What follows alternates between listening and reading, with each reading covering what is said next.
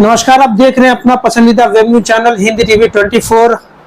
चुनाव की डुगडुगी तो बजी नहीं है, लेकिन तैयारी हर दल की तरफ से जोर शोर से शुरू हो चुका है। हर दल के प्रत्याशी तो नहीं, बल्कि ये कह दीजिए उम्मीदवार जो ये मान रहे हैं कि मुझे भी इस चुनाव में अपने दल की ओर से उम्मीदवार बनाया जा सकता है, तैयारी शुरू कर चुके हैं। इसी कड़ी में हमारा चैनल हिंदी टीवी 24 एक विशेष कार्यक्रम चला रहा है और उस कार्यक्रम का हमने नाम रखा है कि हम आपको वोट क्यों करें। यानी कि जिस विधानसभा का जो प्रत्याशी होता है, वो प्रत्याशी जो अपने आप को मान रहे हैं कि हमें भविष्य में आने वाले चुनाव में हमारा दल हमें टिकट देगा और हम अपने दल से एक उम्मीदवार के रूप में जो है चुनाव लड़ेंगे, तो वहां के जो विधानसभा की जनता होती है उसका एक की तरफ से एक सवाल है कि हम आपको वोट क्यों करें। आज इसी करीब हमारे साथ खास मेहमान बैठे हुए हैं, रईस अहमद सिद्दीकी, जो हायाघाट राष्ट्रीय जनता दल के प्रखंड अध्यक्ष हैं, जुझारू नेता है, किसी पहचान की मोहताज नहीं है। सबसे पहले सर आपका स्वागत है हमारे चैनल में। सर आपका भी बहुत बहुत धन्यवाद, आपके चैनल का बहुत स्वागत है। हमारे कुछ सवाल है, जैसा कि जानकारी मिली है और आपने भी इस बात को पुष्टि किया कि बिहार विधानसभा चुनाव 2025 में आप एक प्रत्याशी के रूप में अपने आप को देख रहे हैं हायाघाट से, हायाघाट विधानसभा से। सबसे पहला सवाल हमारा ये है कि इस हायाघाट विधानसभा चुनाव में आप राजद की ओर से प्रत्याशी रहेंगे, कितना आश्वस्त है? क्या आपका दल आपको टिकट देगा, और नहीं दिया तो क्या परिस्थिति बनेगी? जी बिल्कुल, मैं राष्ट्रीय जनता दल के अपनी पार्टी के ही तरफ से मैं प्रत्याशी का बनने का उम्मीद रखता हूं और मुझे उम्मीद है कि मेरी पार्टी मुझे टिकट देगी, इसलिए कि राष्ट्रीय जनता दल ने अभी तक 2005 से लेकर अभी तक का जो वक्त गुजरा है, इसमें किसी मुस्लिम प्रत्याशी को राष्ट्रीय जनता दल ने टिकट नहीं दिया है। तो मुझे पूर्ण आशा और विश्वास है कि पार्टी मुस्लिम चेहरा पर भरोसा करेगी और मुस्लिम चेहरा को टिकट देने के लिए फैसला लेगी।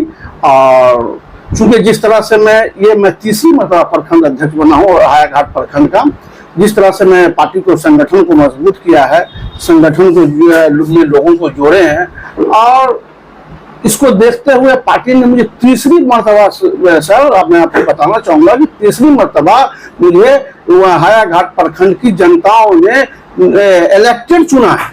तो कहीं ना कहीं जनता का विश्वास है हम पर, और इस चीज को मेरे शीर्ष नेतृत्व देखेंगे, इस पर विचार करेंगे और उम्मीद करते हैं कि वो हमको टिकट देंगे। एक बड़ी अच्छी बात आपने कही कि मुस्लिम, अब चूंकि मुस्लिम है, माइनॉरिटी से संबंध रखते हैं, आप मुझे हायाघाट विधानसभा की जातीय समीकरण क्या है ये मुझे बताइए, हमारे दर्शक जानना चाहते हैं। मैं आपको बता दूं, हायाघाट विधानसभा की जो समीकरण है उसमें लगभग अप्रॉक्स 50,000 समथिंग मुस्लिम वोट। परसेंटेज में अगर कहा जाए तो, परसेंटेज में कहा जाए तो लगभग 2,43,000 समथिंग वो पोल है। तो उसका 50,000 आप निकाल लीजिए तो लगभग 30% करीब होता है। बाकी अन्य जातियां में 50,000 मुस्लिम हो गए। आपको याद प्रतिशत में बता दिए तो हमारे दर्शक को सुविधा होगी समझने में। प्रतिशत तो उसके लिए मतलब परफेक्ट प्रतिशत निकालने के लिए चलिए वोट का बता दीजिए। वोट मैं आपको बता दूं कि वोट जो है वो 50,000 समथिंग मुस्लिम वोटर्स हैं। आपको यादव जो है वहाँ आपको 38,000 से 40,000 वोटर्स समथिंग हैं, और राजपूत वोट जो है वो 10,000 समथिंग है। आपको ब्राह्मण के जो वोट है वो लगभग 20,000 भूमिहार ब्राह्मण मिला के इंक्लूडिंग 20,000 समथिंग, 1,000-2,000 प्लस माइनस इसमें गुंजाइश हो सकती है। तो यही समीकरण, और संपूर्ण अति पिछड़ा समाज जिसमें तेली है, मुनिया है, दास है, तकमा है, मतलब जितना भी अति पिछड़ा समाज में आते हैं इंक्लूडिंग इनको मिला के 75,000 से लेके 80,000 के बीच में, 75 से 80,000 के बीच में ये आपको दलित समाज का वोट है। आपको क्या लगता है कि इसमें से कौन कौन सी जाति राजद को वोट करेगी, यानी महागठबंधन के नाम पे वोट करेगी? देखिए, इस महागठबंधन को जो वोट करेगी वो जाति से उठकर इस मरतबा वोट करने जा रही है। आपको MY का जो समीकरण है राष्ट्रीय जनता दल का, ये इसको एक मिनट के लिए उसको साइड कर दीजिए। ये तो कोर वोटर है राजद का, ये तो ठीक है, लेकिन इस मरतबा इस सब से उठ के MY समीकरण और जातीय समीकरण से उठ के इस मरतबा राष्ट्रीय जनता दल को जनता वोट करने जा रही है।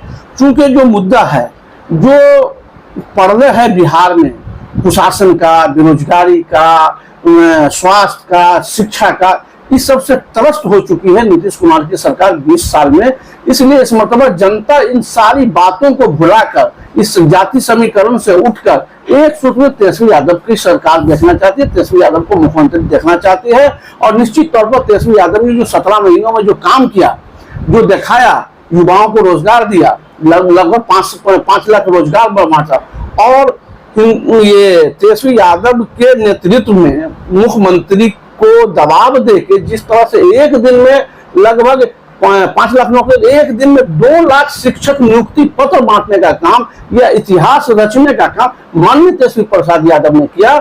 इस बात को जनता और देश की जनता और राज्य की जनता देखी है। इसलिए बिहार की जनता इस मरतबा पूरा मन बना लिया है कि राष्ट्रीय जनता दल की सरकार हो, और इसलिए जनता वोट करने के लिए। चलिए मान लेते हैं आपकी बात ये सब सही है, और आपका मुद्दा ये है कि ये भ्रष्टाचार, बेरोजगारी, उसके बाद महंगाई, ये एक मुद्दा बनेगा चुनाव में, उस आधार पे लोग राजद को या महागठबंधन को वोट करेंगे। आपके हिसाब से अगर मान लिया जाए तो ये बेरोजगारी, भ्रष्टाचार, महंगाई लगभग कितने दिनों से यहाँ की जनता त्रस्त है? लगभग 2 साल, 4 साल, 5 साल, 10 साल, कितने दूर से? नहीं, ये त्रस्त तो नीतीश कुमार का जो फर्स्ट टर्म रहा उसमें कुछ देखने को मिला, काम ऐसा नहीं कि नहीं देखने को मिला। जो फर्स्ट टर्म जब आए, नीतीश कुमार आए सत्ता में, मुख्यमंत्री के शासन काल में जो उनका पहला टर्म गुजरा, उसमें कुछ विकास और जनता के हित का, उसके बाद से सब मटिया मेट हो गया। चलिए हम आपकी इस बात को मान लेते हैं, तो क्या आपको लगता है कि इसके बाद न जाने कितने बार विधानसभा चुनाव हुआ, लोकसभा चुनाव भी हुए, आखिर उन चुनावों में ये मुद्दा क्यों नहीं बना? देखिए, और देश की जनता, बिहार की जनता ने इसको मुद्दा बना करके एंटी एनडीए वोट क्यों नहीं किया? एक सबसे बड़ा सवाल है, अगर आपका ये बात सही है तो। उसके पीछे एक कारण रहा है, क्योंकि आपने 2020 का चुनाव देखा होगा, उसमें हमारी सरकार कह लीजिए तो बन चुकी थी। बैक दरवाजे से, चोर दरवाजे से घोटाले की सरकार ये बनी। नीतीश कुमार ने जो सरकार बनाई 2020 में, उसमें ये घोटाले की सरकार है। आप देख लीजिएगा, जब काउंटिंग हुआ था तो लगभग हम समझते हैं कि 225 सीट ऐसी है जिसमें 500,000 का अंतराल का वोटिंग से हार जीत का मांगा। वहां लेट समय तक पर जो चुनाव अधिकारी हैं, जो काउंटिंग के जो अधिकारी थे, वो उस सीट के रिजल्ट को क्लियरेंस नहीं कर रहे थे, इसलिए कि वहां उन्हें घोटाला करना था, सरकार के दबाव में थी। क्योंकि और वह लास्ट में वही काम हुआ जो सरकार के दबाव में कहीं ना कहीं चोर दरवाजे से वो लोग सरकार में आने का काम किया। नहीं तो 2020 में हम लोग सरकार में आ गए थे। क्या मतलब बनता है? पोस्टल बैलेट का जो काउंटिंग होता है किसी भी काउंटिंग से पहले होता है, लेकिन ये काउंटिंग में जो 2020 में देखना है, उसमें अनियमितता लोग मान रहे हैं, अनियमितता हुई, जिसके कारण हमारी बनती हुई सरकार को चोर दरवाजे से नीतीश कुमार की सरकार, एनडीए डबल की सरकार वहां स्थापित। कहीं ना कहीं आप ये मान रहे हैं कि हेरा फेरी करके ये चुनाव जीतते, ये आपका कहना? निश्चित तौर पर, मतलब जनता आपको चुन रही है, लेकिन ये कहीं ना कहीं हेरा फेरी करके सरकार का प्रभाव है, सरकार का दुष्प्रभाव की वजह से ये सत्ता में बने हुए। चलिए, एक और सुखता हुआ सवाल है। मोदी लहर पिछले कई चुनाव में, लोकसभा चुनाव कह दीजिए, विधानसभा चुनाव कह दीजिए, मोदी लहर एक फैक्टर बना है। उस मोदी लहर में भी भाजपा का मुस्लिम उम्मीदवार चुनाव हार जाता है। ठीक है, आपको क्या लगता है कि बतौर मुस्लिम इस माहौल में, जब 2014 के बाद पूरे देश का माहौल बड़ी तेजी से बदला है, एक अजब ही माहौल इस देश का हो चुका है, बिहार भी इससे प्रभावित है, आपको क्या लगता है कि बतौर मुस्लिम लोग आपको वोट करेगा? निश्चित तौर पर स्टार्टिंग में जब 2014 में नरेंद्र मोदी की सरकार आई और नरेंद्र मोदी ने जिस तरह से जातीयता की बात की, क्या कहते हैं, देश को बांटने का काम किया, हिंदू मुस्लिम भाईचारों को खत्म करने का, देश के संविधान के प्रति जो है मतलब हीन भावना से उन्होंने काम किया और देश के संविधान को कहीं न तोड़ने मरोड़ने का काम किया। और इस सब में चूंकि भोली भाली इस देश की जनता है, कहीं ना कहीं एनडीए की सरकार और भाजपा की बातों में वो जनता इनकी छलावा को समझ नहीं पाई, जिसलिए जिसका प्रभाव वो 2014 में वो सत्ता में आए। और वह ग्राफ अब देख लीजिएगा, 2019 का जो चुनाव हुआ है लोकसभा 19 में, उसमें जो ग्राफ जो उसका गिरा है, जो 2024 का जो चुनाव हुआ है लोकसभा का, उसमें भाजपा का ग्राफ गिर रहा है और दिन प्रतिदिन गिरता जा रहा है। और निश्चित तौर पर 2029 में जो हम है, सहमत थे आपसे नेताजी, अध्यक्ष जी, मैं सहमत हूँ आपसे, इसमें कहीं कोई संदेह नहीं। सवाल ये बनता है कि एक मुस्लिम उम्मीदवार, महागठबंधन तो छोड़ दीजिए, एनडीए का एक मुस्लिम उम्मीदवार हार जाता है, वहां की जनता एक मुस्लिम उम्मीदवार को वोट नहीं करती है, चाहे वो भाजपा का हो, भाजपा ही की मैं बात कर रहा हूँ, कई जगह जदयू के मुस्लिम उम्मीदवार हारे हैं, ठीक है। तो फिर आप महागठबंधन से एक मुस्लिम उम्मीदवार है, आप पर आपका दल कैसे भरोसा करे? मेरा दल मुझ पर इसलिए भरोसा है कि मेरा दल नहीं, मेरे गठबंधन में जितने दल है सभी लोग इसलिए है कि यहाँ एक समाजवादियों का संगठन है, यहाँ एक सोशलिस्ट का संगठन है, यहाँ जाति पाति से उठ के लोग वोट करते हैं, एक विचारधारा है, एक संविधान, हिंदुस्तान का जो संविधान है उस संविधान के अंतर्गत ये सारी पार्टियां महागठबंधन की पार्टियां हैं और उनको फॉलो करते हैं। यहाँ जाति पाति से उठ के लोग वोट करते हैं, लेकिन इसके हमारे एनडीए सरकार में यह बात नहीं है, इसीलिए वहां एक मुस्लिम प्रत्याशी हार जाता है, क्योंकि वहां संविधान और सेकुलर लोग नहीं है, और क्या कहते हैं ये सोशलिस्ट नहीं है, समाजवादी लोग नहीं है, उदंग टाइप के की सोच रखने वाले लोग हैं, इसलिए वहां चुनाव वहां हार जाते हैं। चलिए, हम आपसे सहमत हैं, मेरी शुभकामनाएं आपको। अब आपके क्षेत्र की कुछ समस्या, उसके बारे में भी हम अपने दर्शकों को बता दें। हाईघाट विधानसभा की कुछ समस्याओं में एक सबसे बड़ी समस्या है, जो पिछले कई दशकों से चुनाव में एक राजनीतिक मुद्दा बन के रह जाता है। चुनाव होता है, उम्मीदवार जीत के आते हैं, लेकिन वो समस्या जस का तस बना हुआ, वो है अशोक पेपर मिल। उसके बारे में आपकी क्या राय है?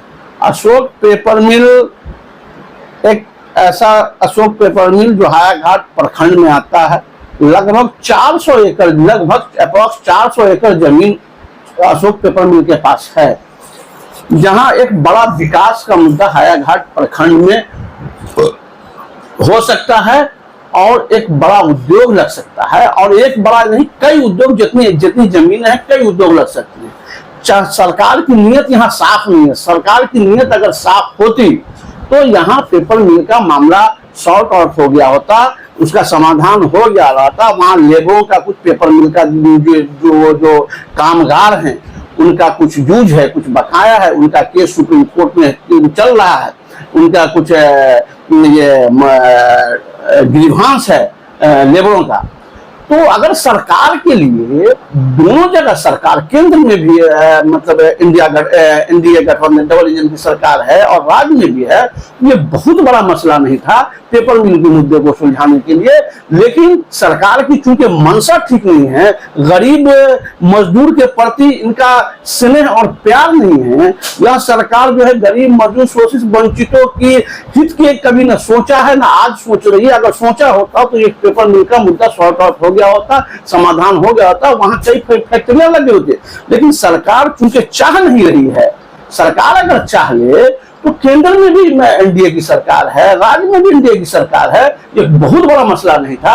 क्योंकि सरकार की गलत नीति का शिकार बन चुकी है, पेपर मिल एक चुनावी मुद्दा बना लिया है एनडीए के लोगों ने, और उस पर राजनीति करना है, वोट जनता को ठगना है, उन जनता के हित का काम नहीं करना है, यही तो एनडीए की नीति है। आज चलिए अध्यक्ष जी, एक चीज मान लेते हैं कि चलिए आप वेटिंग लिस्ट में है, उम्मीदवारी के चुनाव लड़ने की तैयारी कर रहे हैं। चुनाव में धन बल का बहुत ज्यादा प्रयोग होता है, पैसा वैसा है ना आपके पास में? देखिए, हम नहीं समझते हैं कि धन बल की बहुत ज्यादा आवश्यकता है। निष्पक्ष और पारदर्शिता के साथ चुनाव हो, और समाजवादियों का एक बहुत बड़ा संगठन है, समाजवादी एकजुट हो जाए और जो संविधान के हित के लिए, देश के हित के लिए अगर कोई वोट करना चाहता है और कोई नेता आपके बीच से, हमारे आपके बीच से कोई एक नेता उभर के आता है, तो नहीं समझते हैं कि बहुत ज्यादा धनबल की जरूरत है। और थोड़ा बहुत अगर जहां जो जरूरत है, अब जीने के लिए तो रोटी चाहिए। चुनाव के लिए लोग कहते हैं चौक चौराहे पे कि चुनाव लड़ने के लिए मोटा राशि चाहिए, जमा है ना आपके पास में?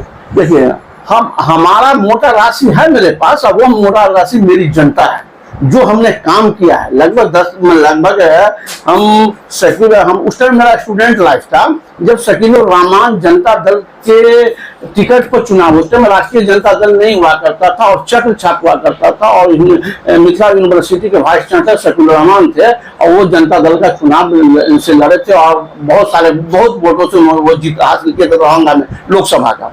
हम लोग उस जमाने से समाजवादी विचारधारा के लोग, उस समय हम स्टूडेंट लाइफ में थे। तो मेरा जो धन बल आप कह लीजिए तो जनता मेरे साथ है, और जनता जब मेरे साथ है तो फिर धन बल की कहाँ कमी है। तब फिर लोग कहते कैसे कि करोड़ों रुपया चुनाव लड़ने में विधानसभा में लगता है, इस वजह से हार आम आदमी हिम्मत नहीं कर पाता है। देखिए, हर लोगों का अपना अपना आकलन है, सोचने का तरीका। जिसके साथ जनता हो, अगर धन बल की जरूरत है तो अपना जो सामर्थ्य है, हमारा आपका या जो भी उम्मीदवार अपना जो सामर्थ्य है जो सकते हैं, ऐसा तो नहीं है कि लोग रोड पे है, सड़क पे है, कहीं ना कहीं तो कुछ अपना स्ट्रेंथ इंसान का होता है, वो हर किसी का होता है, मेरा भी है, सबका है। लेकिन अगर जनता जिसके साथ है तो फिर जितना बड़ा भी धन बल हो, जनता ही अगर चाह लेगी तो फिर धन बल, कोई भी धन बल कम पड़ जाएगा और जनता अगर आपके साथ है। चलिए एक आध छोटे मोटे और सवाल है, मान लेते थोड़ी देर के लिए, क्योंकि महागठबंधन में भी सीटों का बंटवारा हुआ नहीं है, मान लेते थोड़ी देर के लिए कि परिस्थिति ये बने कि हायाघाट से राष्ट्रीय जनता दल के उम्मीदवार नहीं किसी और दल के उम्मीदवार हो, तो फिर आप क्या करेंगे? देखिए, हमारी पार्टी राष्ट्रीय जनता दल का इतिहास रहा है, इतिहास गवाह है। उसमें ऐसे ऐसे लोग विधायक बने हैं जिनके पास सोच नहीं सकते थे कि वह आदमी विधायक बन सकता था। उसमें कुछ नाम है, भगवतिया देवी इस टाइप के कुछ नाम है जो राज्यसभा गई, सांसद हुई, बहुत सारा मामला है। तो निश्चित तौर पर अगर हमको टिकट नहीं मिलता है, पार्टी जिस पर फैसला करेगी मैं उनके साथ हूँ, पार्टी के विचारधाराओं के साथ है, पार्टी का जो आदेश होगा उनको मानने का काम करेंगे।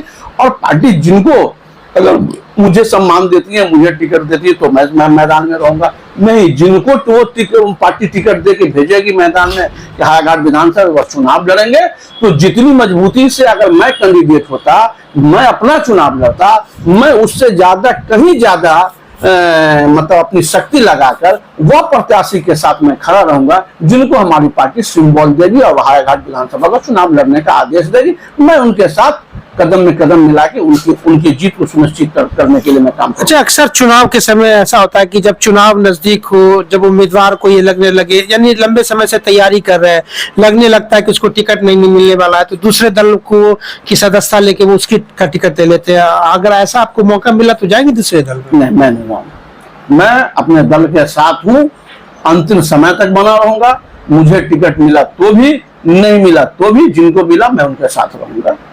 मैं अपने दल के साथ वफादार हूँ, आगे भी वफादार बना रहूंगा। चलिए, मान लेते थोड़ी देर के लिए कि आपको मौका मिलता है, आप जीत जाते हैं, तो हायाघाट विधानसभा के बारे में आपने क्या क्या सोचा, संक्षिप्त में बताइए आप। देखिए, हायाघाट में तो सारे जो भी प्रत्याशी जीतते हैं या कहीं भी किसी विधानसभा में कोई भी जीतते हैं, शिक्षा, बेरोजगारी, स्वास्थ्य, आम बात है। आप नया क्या वही हम जा रहे हैं। ये तो मतलब जनरल, मतलब सारी बातें हैं, ये काम होगा। साथ में जो मूल समस्या है, एक गरीब छोटे छोटे दलित शोषित जो इलिटरेट पर्सन है, जिसको आवासीय, आय, जन्म प्रमाण पत्र, मृत्यु प्रमाण पत्र, वृद्धा पेंशन, ये छोटा छोटा जो काम है, और यह काम आरटीपीएस काउंटर पर जब जाते हैं वह गरीब लोग, जो अशिक्षित लोग, तो उनके साथ लूट खसोट होता है पदाधिकारियों द्वारा, जो वर्तमान की जो सरकार है। तो मैं उसके लिए स्पेशली हर एक पंचायत में अपनी एक कमेटी अपने स्तर से मेरी मॉनिटरिंग के नेतृत्व में वह चलेगी। यह जो मूलभूत समस्या है, एकदम जमीन से जुड़ा हुआ है, एक एक व्यक्ति के बुनियादी समस्या है, उसको मेन फोकस रहेगा कि वहां उनको परेशानी नहीं हो, उनके घर तक उनका जन्म प्रमाण पत्र रहे, उनके घर तक उनका आवासीय बने, उनके घर तक उनका वृद्धा पेंशन की समस्या नहीं हो, उनको आवास, प्रधानमंत्री आवास मिल सके। इस तरह की जो छोटी छोटी समस्याएं हैं जिसको विधायक का नजर ही नहीं जाता है, वो बड़े बड़े योजनाओं को देखते हैं, शिलान्यास करते हैं, बोर्ड लगाते हैं, ये तो सब लोग करते हैं और इसमें अपना उनका जो अपना सिस्टम होता है वो करते हैं। लेकिन ये जो छोटा मूलभूत समस्या है, इस पर जो है विधायकों का ध्यान नहीं जाता, जिससे वहां आम जनता जो आपको वोट देकर विधायक बनाती है, उसका असल शोषण उसी जगह पे है। तो मैं उस शोषण को, गरीब शोषित वंचित अशिक्षित वर्ग के जो लोग हैं, मैं उनके उस शोषण को खत्म करने का काम करूंगा। ये मेरा मेन विजन है। चलिए, आपसे बात करके अच्छा लगा। आशा करते हैं कि आपका दल आपको टिकट दे और आपको अपनी उम्मीदवारी के साथ साथ आप चुनाव जीते भी। ये थे हमारे साथ हायाघाट प्रखंड राष्ट्रीय जनता दल के प्रखंड अध्यक्ष रईस अहमद सिद्दीकी, जुझारू नेता है, जमीन से जुड़े हुए हैं और लोगों के लिए हमेशा ये संघर्ष करते रहे हैं हक अपनी जायज आवाजों को लेकर के। आपको हमारा ये साक्षात्कार कैसा लगा, कमेंट बॉक्स में आप अपनी प्रतिक्रिया जरूर दें। और साथ ही साथ ऐसे कोई भी उम्मीदवार जो अपने आप को प्रत्याशी के रूप में देख रहे हैं, अभी वो अपने ग्राउंड लेवल पर मेहनत कर रहे हैं, आप भी चाहते हैं कि हमारा साक्षात्कार हमारे चैनल पे चले, तो हमारी स्क्रीन पे जो नंबर दिया हुआ, इस दिए हुए नंबर पर संपर्क करें। हम आपके भी इस साक्षात्कार को दिखा करके आपकी विधानसभा के जनता को दिखाने का काम करें। देश और दुनिया की बाकी खास खबरों को देखने के लिए देखते रहे हिंदी टीवी 24। धन्यवाद।